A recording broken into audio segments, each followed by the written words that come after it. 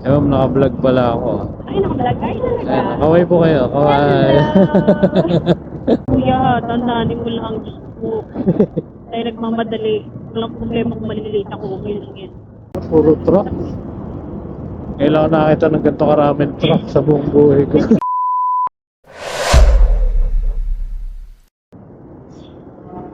Ang dami po palang truck dito. No? Ay, opo. Labasan ko. Makakatakot eh. Kaya yung iba kong mga driver, ayaw talagang dumaan dito.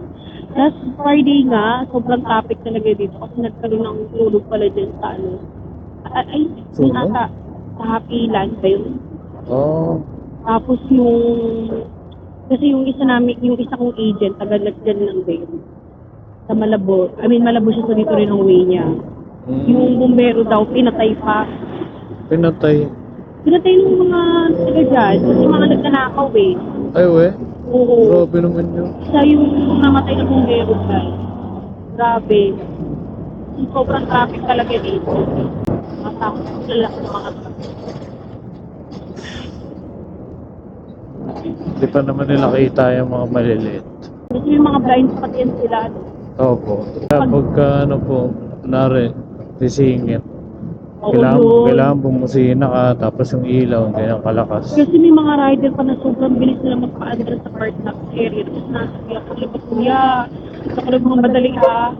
Nahandahan lang tayo.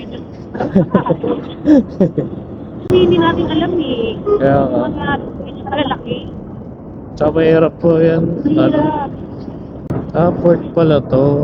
Oo, yan. Kaya port pala. yan. Yung mga, mga... First time mo ba nadaan dito nga? Opo. Layo nang nadayo mo ah. Kailangan nag-uwi, kaya nagulat ako. Puro truck.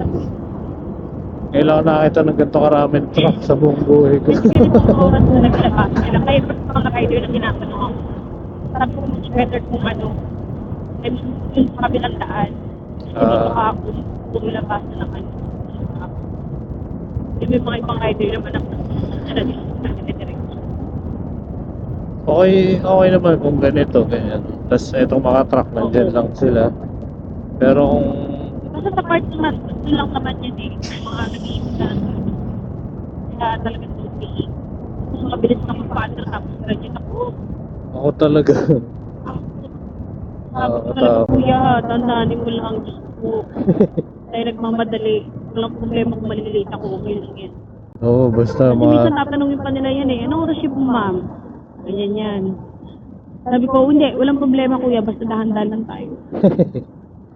Ito ma'am, di ba parang may hati dyan? May Pares hati. lang yan? Or Hindi. dapat dito sa kaliwa Ay, tayo?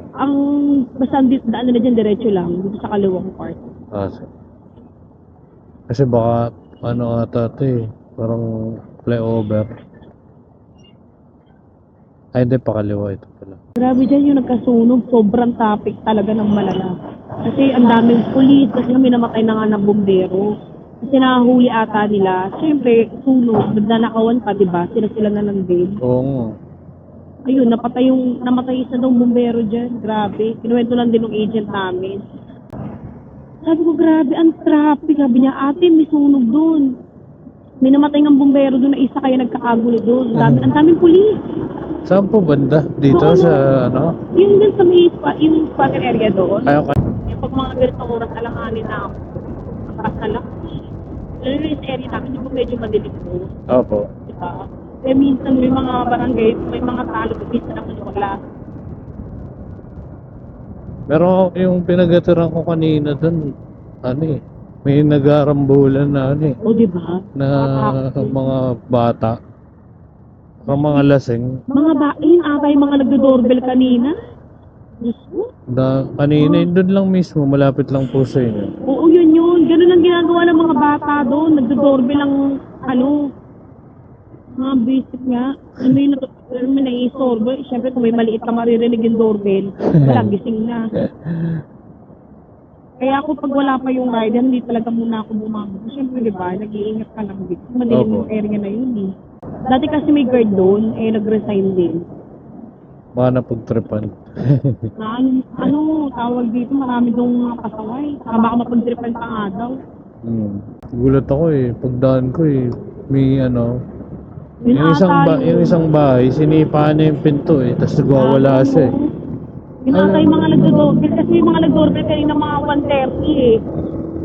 Tapos ngayon, nung sinilip namin, halos ata na kami dinoorbell. Kasi sa baba ng unit na may doorbell dun sa kabilang kanan eh. Puro pinagtripan. Last trip ng mga bata ngayon. Yung kakaiba kabataan ngayon. Mga ano sila, mga excited sila sa lahat. Akala nila sarap mabuhay ng ano. Alam mo yun, excited sila maging adult eh. Kaya nga. Akala nila napakadali magtrabaho sa buhay nila. Gugulo na tuloy. Wait na, yung mga truck, ang bibilis eh. Sabi,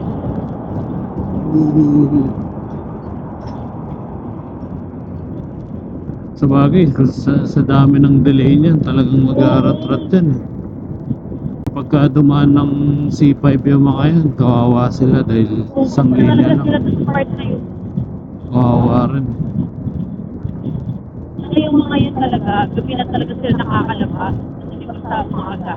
Oh. Eh, ayan sila eh, parang Truck ban. sa yun. Bawal sila.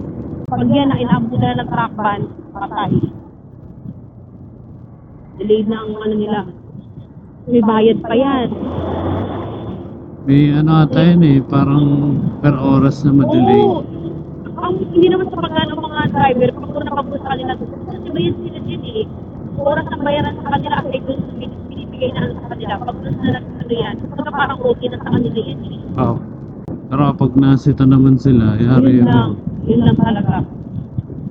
Eh sila yung mga focus ng mga ano, di ba? Oo. Sila yung ano eh, meriendahin ng Oo, mga hindi totoo enforcer yan. eh. Oo, kasi may ingay sa husband ko nga, pag ganyan tungkol, I mean yung nag-trapan at kumano, pag ganun ka, bibigyan ng pakano ng ano, pampati. Hindi pang merienda na yung ano, hostel. Pero inisip na ng motor mo ha. Thank you po. Ano lang po yan? Piniram lang. Pero so ano lang Ewan, naka-vlog pala ako. ay, nakabalag. Ay, talaga. Ayan, kaway po kayo. Kaway.